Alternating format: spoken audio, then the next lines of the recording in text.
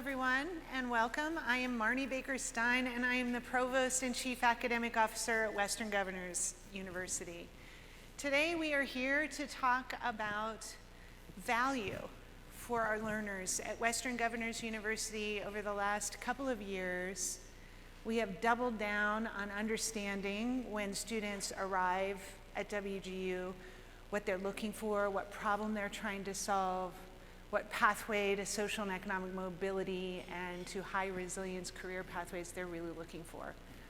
Then once they begin, we have also doubled down on making sure that all of our programs and competencies tag to marketable skills, and that we understand the value of those skills to local employers, and we audit that value every term over term over term, so that we can assure ourselves that the programs that we're offering are actually in demand by employers. Finally, we're really very interested in getting better and better at understanding what we call the factored graduate impact of our programs, that is, the ROI that students actually end up receiving once they graduate against what they spent in terms of time and money and opportunity cost.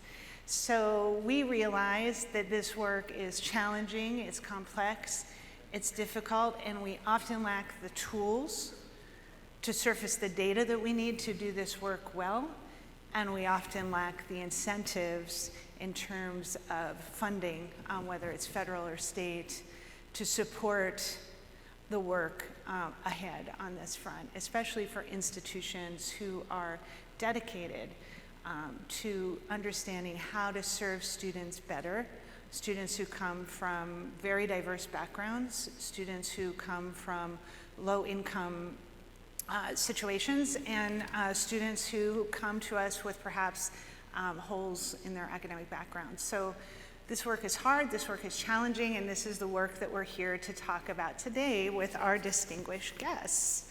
So here with me on stage, I have Michael Itzkowitz, who is responsible for shaping think tank Third Way's higher education's advocacy agenda. And Michael is here to talk to us today about new tool sets and new methodologies for understanding value and how the value of higher education can truly impact the social and economic mobility of low-income students and students of color.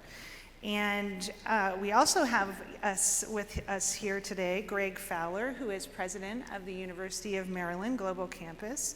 Greg is a distinguished scholar and administrator and has been for many, many years a leader of cutting-edge innovation in higher education. So thank you guys for being here with us today. And we're really excited about the conversation ahead. So Michael, we're going to start with you. And your latest report, which considers the time it takes for low-income students to recoup their educational investment and the proportion of low and moderate income students that an institution enrolls, you surface many, many very interesting, very complex points on how we currently evaluate universities. Can you give us a preview of that report? I don't know how many of you have read the report in the audience, so we can get a sense. Okay, so a few of us have. Can you give us a preview of the report and your recommendations for best assessing higher education institutions today? Sure, and thank you all for being here and joining us. We are grateful for your time, and we'll try to make good use of it. So first of all, why does ROI matter?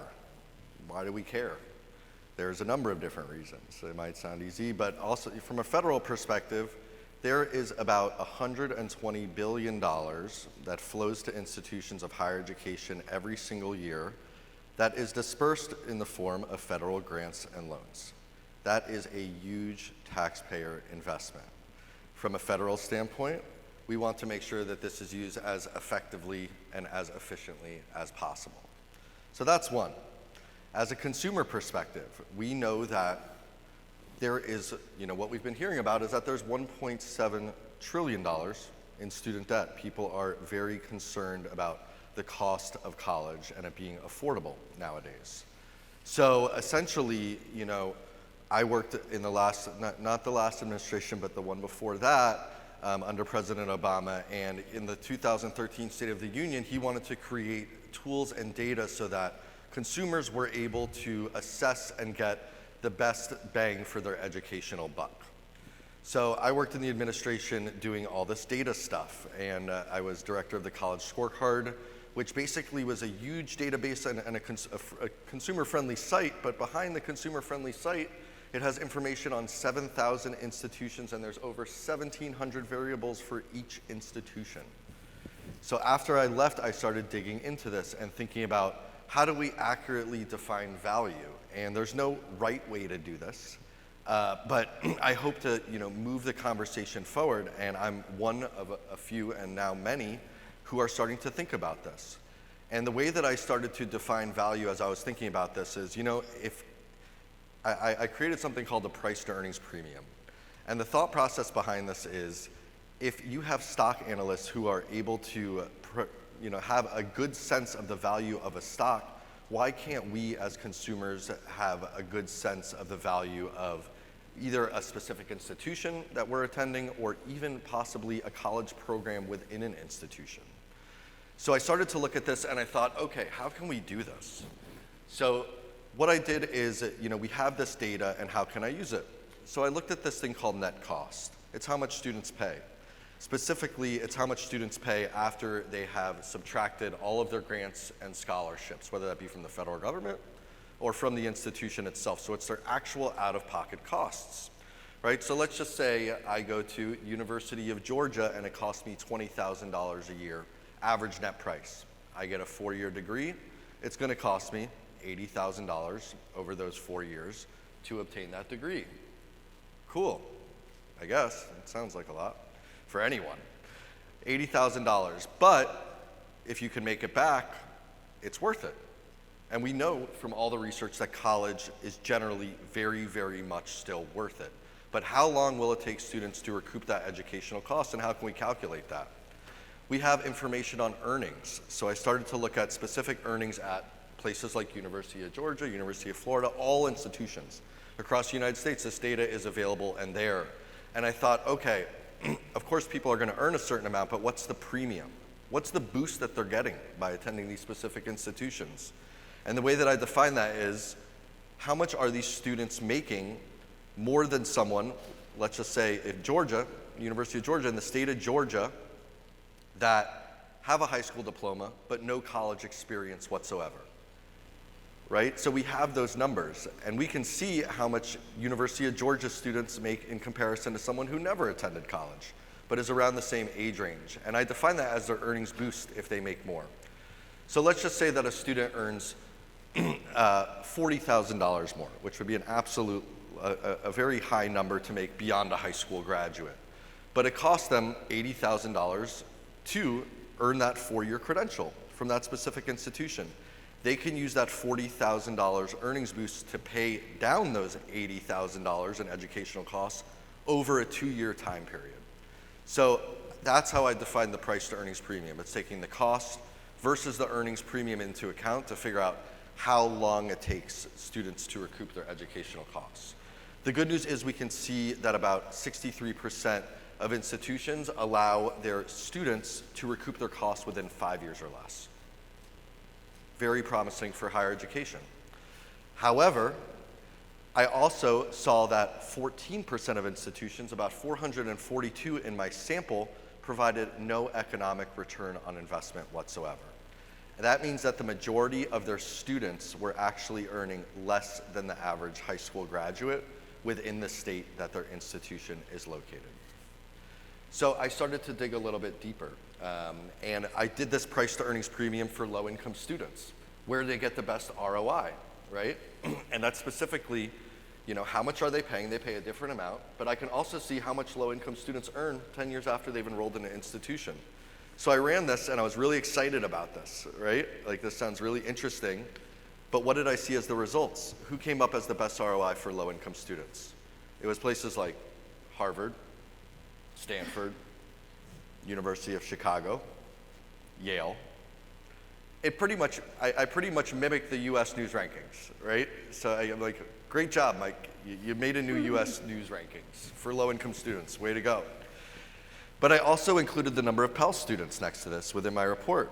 And you can see that these schools that provide the best ROI for low-income students hardly admit any of them, proportionally and as a raw number.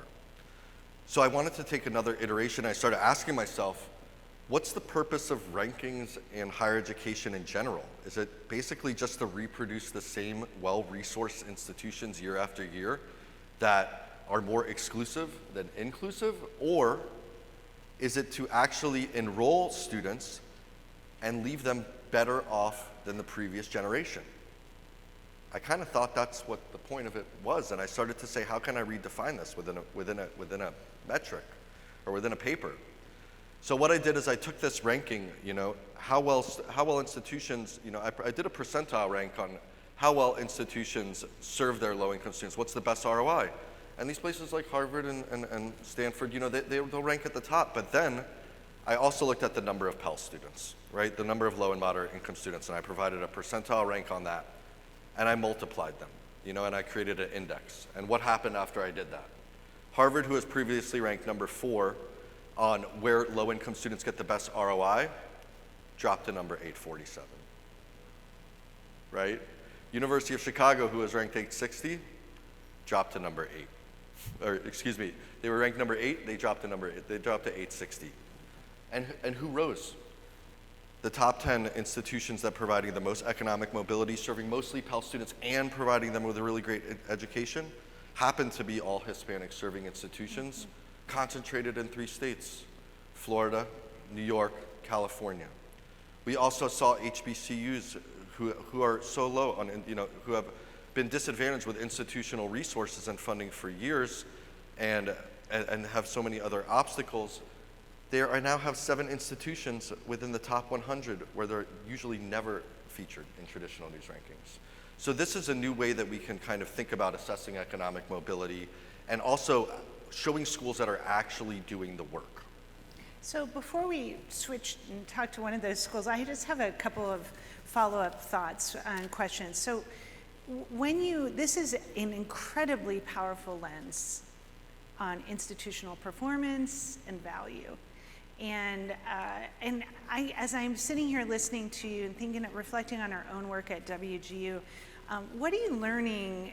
Are you just looking at that institutional level, or are you also digging down into program level performance? So for low-income students, we're limited within the data, right? I can only use the data that's there, right? I can't make anything up. So for low-income students specifically, it's at the institution level. And what we can see is the earnings that they make 10 years after they've entered an institution. Over the past 2 years, the Department of Education has started to produce program-level data. This is only for graduates, right? But you can see within each specific institution how well sociology majors do in terms of earnings, anthropology, engineering, liberal arts. So from a consumer perspective, you can see, you can get a great idea of the ROI that you're offering, these students. And you can also see, there's tons of liberal arts programs across the nation. You can kind of see which ones are providing the best ROI from similar institutions itself. So from a federal standpoint, you can see which institutions are working. From an administrator standpoint, if you work in an institution, you can also look at your institution itself and get a better idea of what's working really well for students and where they may not be getting as much economic ROI as you would hope. And it's a good flag to begin to dig deeper, to ask questions, and it's actionable data that you can use for continuous improvement. Yeah, and that is really an exciting direction. I cannot wait till we can surface that program lens. The other question that I wanted to ask you is, you're talking about low income. What is the operational definition of low income, and what can you see within that category? Can you see race? Can you see gender? Can you see ethnicity? So the way that we define low income is from data, right? So the U.S. Department of Education specifically had earnings outcomes on families that made between $0 and $30,000 a year. So these really are our most vulnerable students. And what we know about low income versus high income is you can see gaps across virtually all institutions across the United States.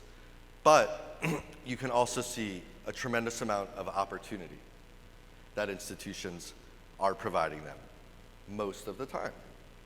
Now, what's more worrisome is, I mentioned, these schools that are providing no ROI to low-income students. Now, what does that mean? It means, technically, that these low-income students are earning less than someone with no college experience, even 10 years after they've attended that institution. Institutions will say, well, we're providing them with an opportunity when no one else would. Harvard wouldn't accept them, University of Florida wouldn't accept them. We're giving an opportunity. But kind of my counter to that is, well, you're actually, rather than providing them with an opportunity, you're actually helping perpetuate socioeconomic inequality, because these students are attending a school, they're paying money for a degree that ultimately leaves them worse off, right? So you're leaving them even worse off than they were before. So like I said, lots of promising stories, and you have this program level data that we can use for continuous improvement, and I think that it's a work in progress in terms of better understanding, number one, that this data exists, but it's only good, data's only good if you use it, right? Or else it sits in this database collecting dust. But there's a lot of opportunity, I would say, for continuous improvement across all of higher ed, and I think we're just starting to scratch the surface in terms of how we can use actionable data to help us get there. Yeah, and this, it really would allow for very strategic, targeted program and service development that we have not, as a sector, had the data to support ever. That's usually not a data-driven process. And now this data would really allow us to say, hey, in our portfolio of programs, only 60% of them do we see are leading to good jobs, high resilient careers. Could we improve that percentage? Can I tell a story? Sure. So, Marni and folks like her, and Greg are doing stuff that might not be the norm. They're saying things that might not be the norm where I come from. I usually sit in a DC policy space, and I'll give you an example of what I'm talking about. And the hope is that we continue to move in that direction, right? Not being afraid of our shortcomings, but acknowledging them and working on improvement. So I was at a meeting a couple months ago, and there was a college accreditor up for review. And I do all this work on ROI, and they're deciding whether or not they're going to be renewed for another 5 to 10 years.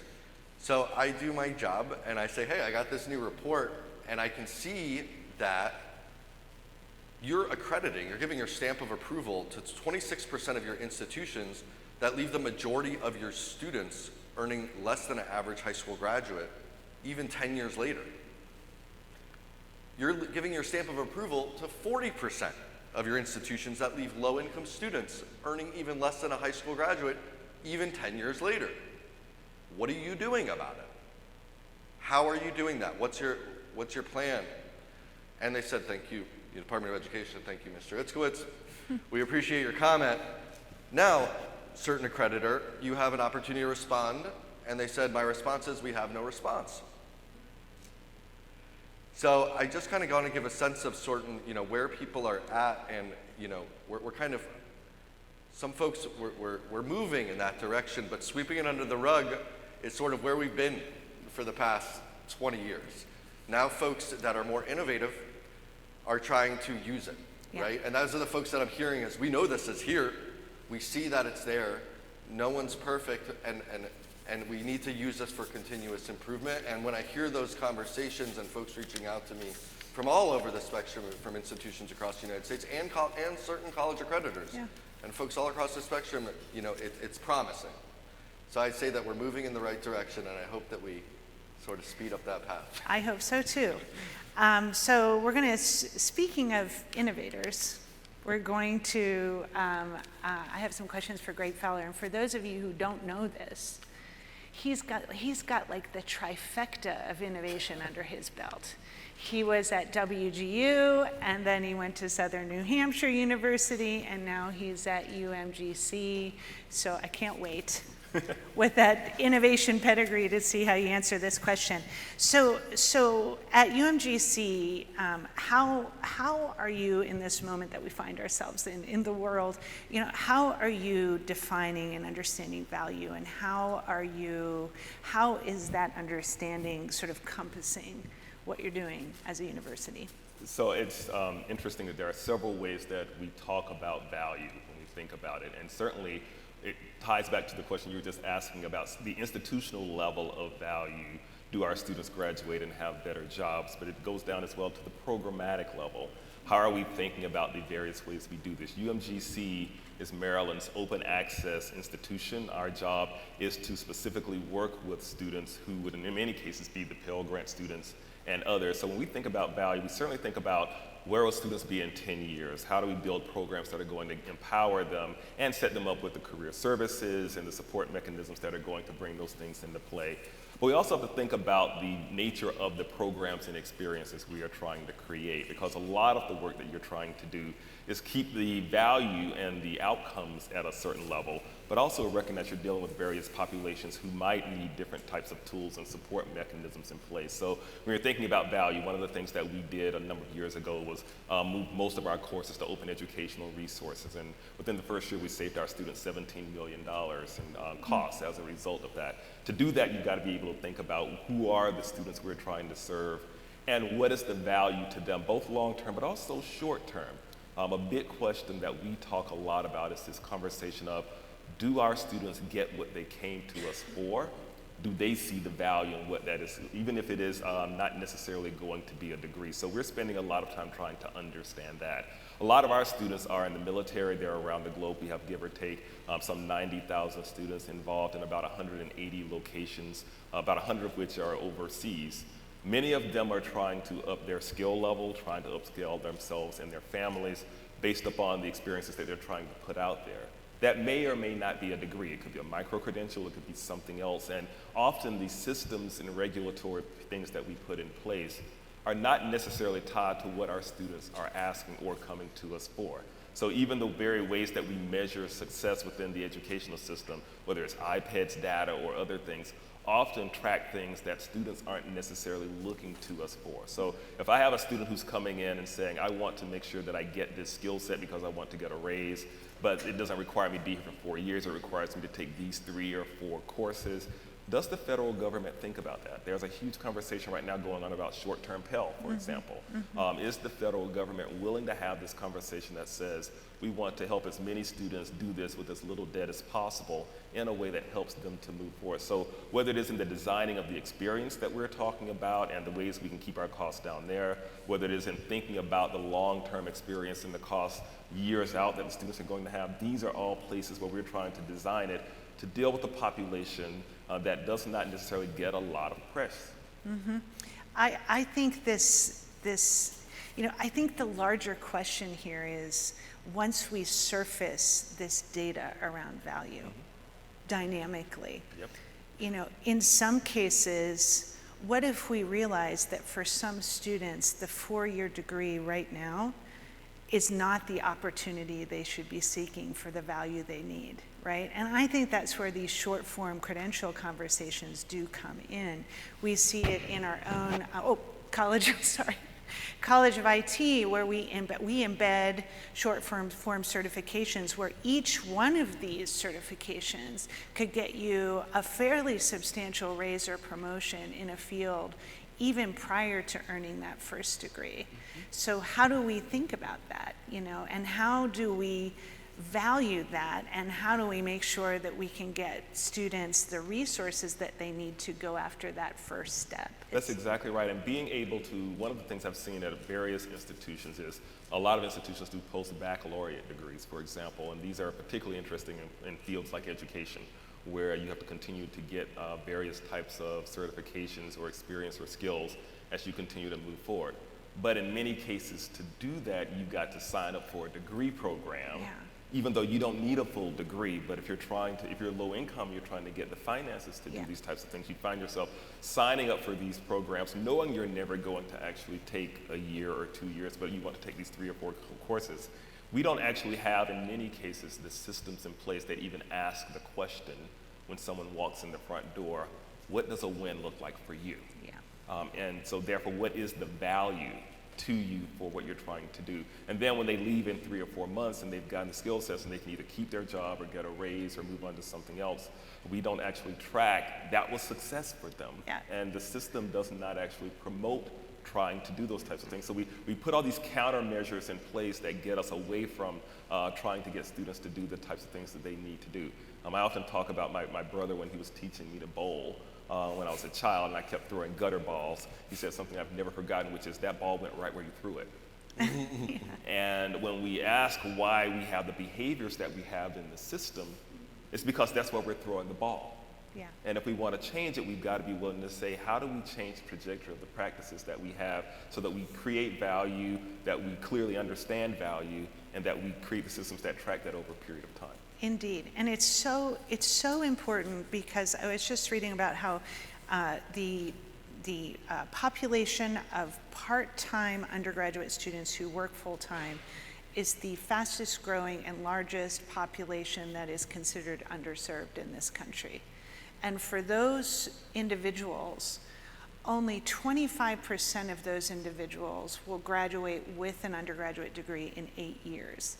I mean, so you have this large, fast-growing population of young people who are choosing to work full-time or having to work full-time while they're going for their undergraduate degree, and yet that package is not really working for them, and it is not providing value for them. In the end, it's providing debt, and it's providing pretty heavy-duty opportunity costs for not going after a short-form credential and then being able to stack that up into greater degrees of value over Marni, time. can I just add one more thing to that? Yeah. Because one of the things that we're seeing among our population is, again, that lack of understanding by the system of what they're doing or their life circumstances. And the best example I have of that right now is about 55,000 of our students are somehow tied to the military.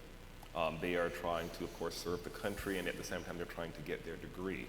But anytime something happens around the globe, right now we're, of course, talking about Ukraine. Several months ago, we were talking about Afghanistan. Sometimes we were talking about the South China Seas. Our students have to stop and go serve wherever they have to serve. And so and they go into it knowing this. I was just talking to 2 graduates recently in cybersecurity who knew when they started at the school that it was going to take them 8 to 10 years to finish because they knew these things were going to happen. But they were going to continue, and they did finish. Both of them graduated relatively recently. We don't measure it that way. So as long as we're saying what we honor is the 4-year degree, and to the point that you're making, Mike, as long as we honor you're in the top rankings because of these types of things, if that framework doesn't change, then we're going to continue to see these results that do not serve our students well. So we have this new data and insight, and it's only going to get more granular and powerful as time goes by.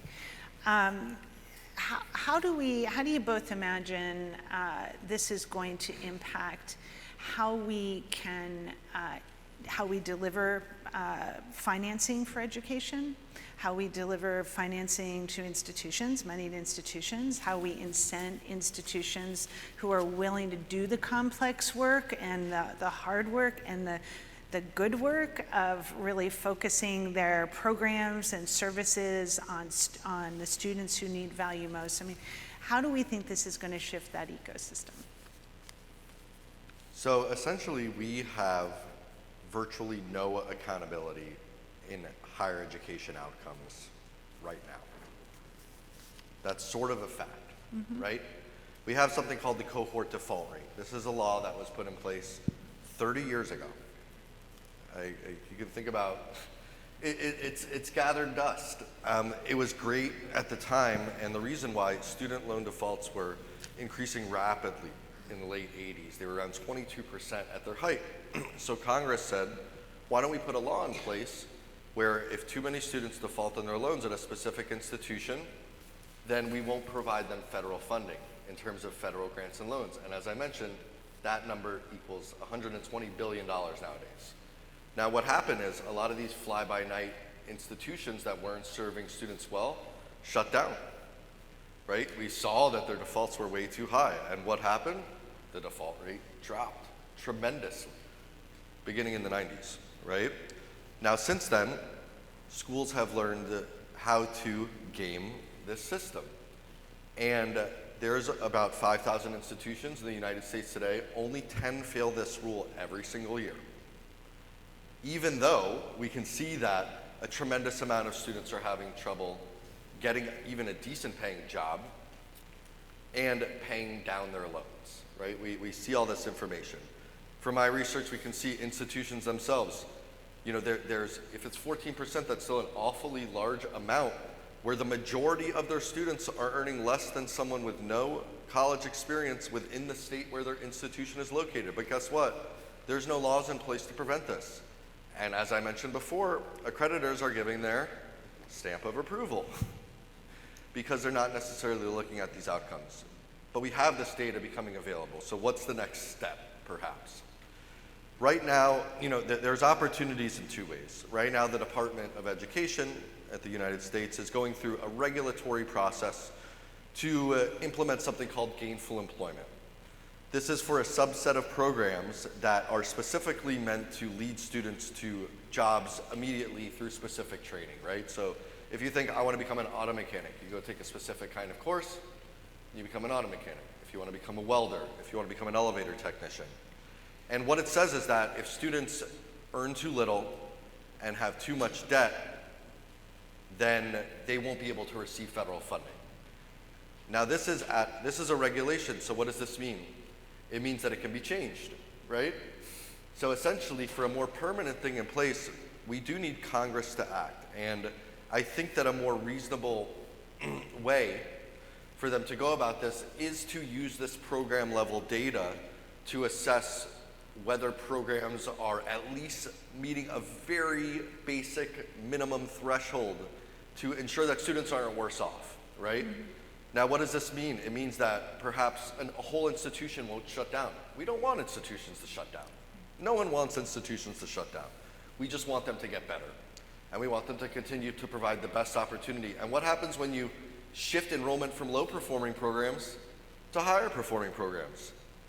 You know, a rising tide lifts all boats, right? So we can see a change. These outcomes will continue to get better.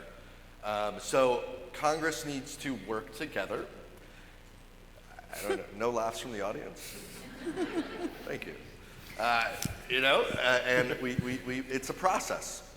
But from a rational standpoint, you know, this should be very attractive to Republicans and Democrats alike. This is a money saver. This is a more efficient use of taxpayer funds. Let's not use them where they're not working. Let's use them where they are working. And this helps students. Yeah. We don't want students going into programs to where they're left worse off. And there are so many other programs that are the same exact program that just may offer a better opportunity at a different institution in a different geographic location. So really it's a win-win, and I think that the tide's, you know, moving in that direction. You know, we're continuing in the return on investment conversation, we're continuing to toss things that create ripples, and hopefully those ripples will soon create a current, and hopefully that current will soon turn into a wave. Yeah, and Greg, as we know, this kind of change takes money, it takes resources, it takes change management. It takes time. What do you think? What do you think would really help in terms of not only incenting but supporting institutions to take on this important work? So I think there are a couple of things I'd point out. One of them is I do think, again, these types of models that say students who come to us may not necessarily be coming to us for the sort of traditional one-size-fits-all packaging. I think that's one of the things we have to also deal with. Something we won't have a lot of time to talk about today, but I think is going to be a big part of this, is the growing number of non-traditional students in the population. It's somewhere around 70% of students are no longer that 18 to 21 to 22-year-old. When we're talking about the Great Resignation, we're not talking about 18-year-olds. If there are people resigning, then how are we thinking about the funding mechanisms and the financial planning that's going to help those who are non-traditional students gain those skill sets and change their lives as well is going to be a critical piece to this. And then the final thing I'll say for now is we've got to also get better at true cost of attendance. because there are all kinds of hidden costs. And those of you who know about the various types of fees or the discounting mechanisms and all the various things that go into the gaming of the system, all of that are things that are a larger part of the conversation that we've got to figure out if we're going to try to truly change the system. And those things, I think, would make a big difference. Yeah, indeed. Okay, so we're going to, I'm sure you have some questions or some thoughts to share. We're going to now invite you to ask those questions. And so if you have a question, if you could just raise your hand and Leslie will assist. Question, comment, thought? Yes, over here, the blue shirt. Excuse me. Hi, I saw you first. I think. Yes, hi. Can you mind stand up? Hey there. Greg, good to see you again. Devin from SNHU. So my question is, more than a year ago, the Gates Foundation partnered in a report also about post-secondary value.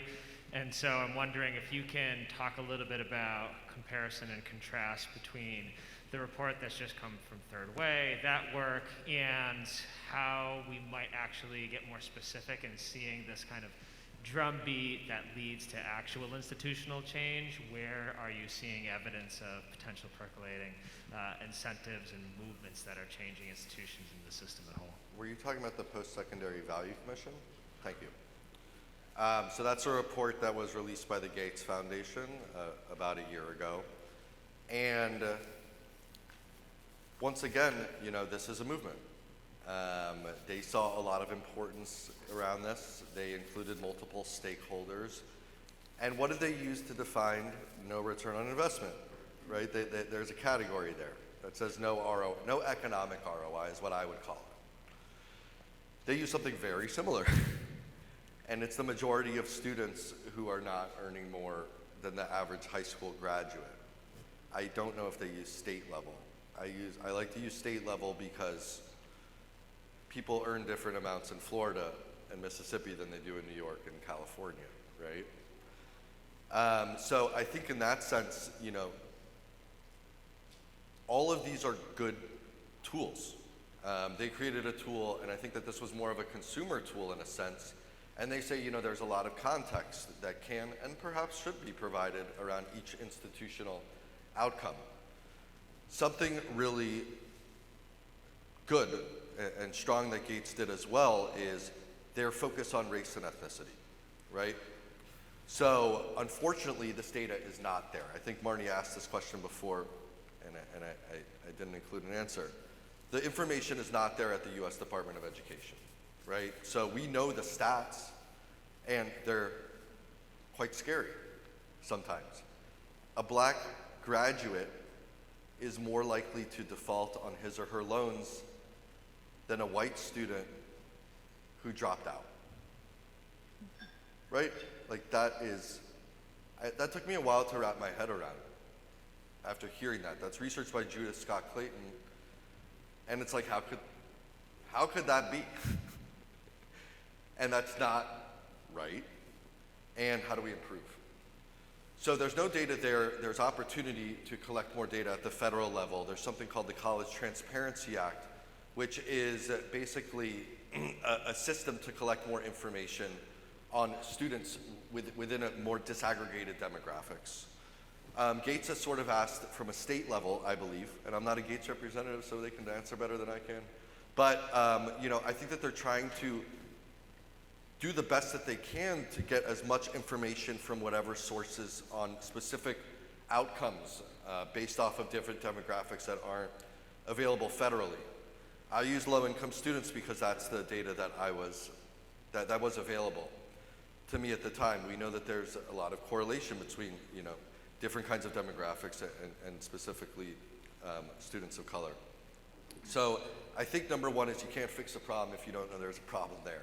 And I think that a lot of these research, you know, this research is highlighting where these gaps exist. And as I mentioned, you know, just over and over, like it's not pointing fingers, perhaps, even though that's an easy thing to do. The harder thing to do is to recognize that this exists and to continuously think about how we can make improvements so that all students succeed after attending an institution of higher education. Yeah, and I would just add to that in the research that we're doing at Western Governors University on credential value and employer demand, that it is a county by county game in states.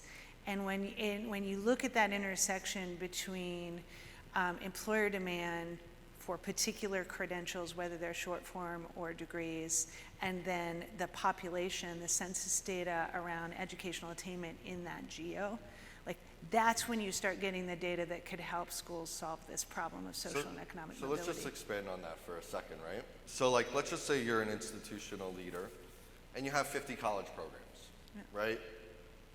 40 of them are working really well. You have all this program level data that shows that these students are succeeding economically, right? And you can look at the cost that they pay relative to the amount that their earnings premium that they obtain.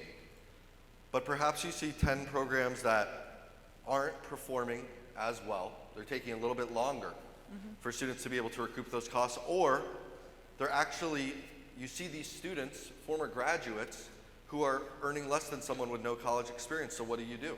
Or what does it mean? You know, perhaps it means that, number one, it's a flag to say, okay, there's a little bit of risk here. Let me look a little bit deeper. Number two, you can ask, is the program itself not working? How can I improve upon that? Number three, to Marni's point, is am I offering a program to where no jobs exist within this geographic region? And I just keep enrolling students year after year, even though the jobs just don't exist in this area perhaps anymore. Maybe they did, but now they don't. So I think that it's a process of sort of going through this and thinking about not what are the jobs of yesterday, but what are the jobs of now and tomorrow, and what programs am I offering to meet those demands? And what are the needs of the population that really need those programs in order to get to that opportunity? I think equity lives inside of this problem-solving space, and we really need to dedicate ourselves to it. Another question? Hi, thank you all so much. So my question kind of dovetails off of the conversation you just kind of moved into, but I was wondering if you could speak more to how universities and colleges can kind of address the differences in ROI between different programs, like such as engineering versus anthropology, and how they can do that in a way that doesn't discourage students from pursuing an interest in a degree that might not necessarily have as high of income outcomes as another degree. Do you want to take that one, Greg? Sure, and I see we only have a couple minutes, so I'll try to, I think one of the things when we're talking about the programmatic level is, again, what's the experience and how are we pricing? It's going to be a big part of that, and how do you think about the experience you're putting out there as a result of that? So everything from the academic support to the various other elements that go into factoring what does this program need to cost, and are we thinking about that? I don't know that you want to try to discourage students from going into the field that is their passion. I think what you want to do is try to make sure that they don't accrue such costs that it doesn't become valuable to them to do the areas in the ways that we were talking about this. So there are many different options, and I think one of the other things that we've got to get really good at is helping students to understand what those options are that will also provide the value. Which institutions could you go to that can provide you with a high quality experience that may also allow you to keep your costs down and at the same time pursue your passion as an area of experience. Right now, if we continue to hold up the standard as you've got to be at an Ivy League school, then you begin to do a disservice to schools like the community colleges that do an amazing job for students, and that's also allow them to keep their value down. It doesn't have to be an either or. An understanding of how we are achieving our mission is going to be a critical piece to that, but I don't want to discourage students from pursuing their passions as a result of that. For sure. And I actually think, just as a quick add-on to that, any degree program within the liberal arts or inside of the sciences or social sciences can tag to value, right? There are so many skills and competencies and sort of mastery levels that students attain when they are moving through these degree programs. We are just not surfacing that value to them explicitly. And sometimes we don't even understand it ourselves as we put those curricula together. So I think that's the other thing that we can do as we're thinking about value in higher education. That doesn't just mean STEM degrees. That doesn't just mean IT degrees or professional degrees. We can make sure that we surface value to students from any educational pathway. If we are more intentional about that and we surface that value to students, I think employers will thank us because they need broad-based, adaptive folks who know how to think, who know how to reason, who know how to be creative, and that's exactly what those degree pathways focus on. I think folks would be surprised when you look at the data, right? So like, you're gonna see, there's some unsurprising things. What are the programs that provide ROI almost all the time?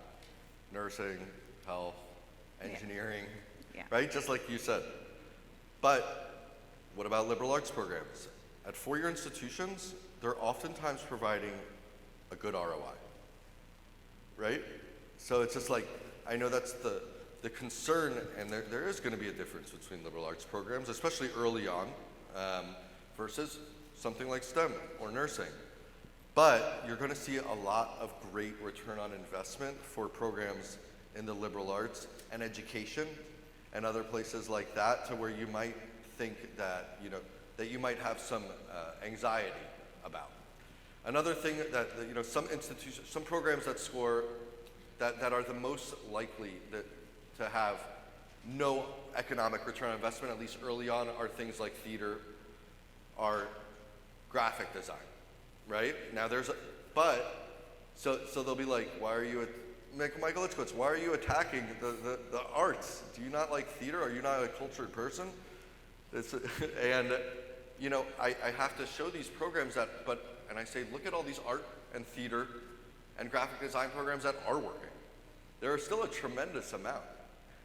So I don't think that it's not necessarily, it's not an attack on anything, and it just kind of shows and it gives a better idea of what's working and what's a little bit more risky and what can be improved upon from an administrator, from a federal, and from a consumer point of view. Yeah, and to explicitly surface value to students, whether they are theater major or French literature major, an engineering major, or a nursing major.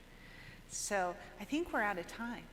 But thank you so much. Thanks for being patient at the beginning. Thanks for your questions, and have a great South by Southwest EDU. Keep it weird.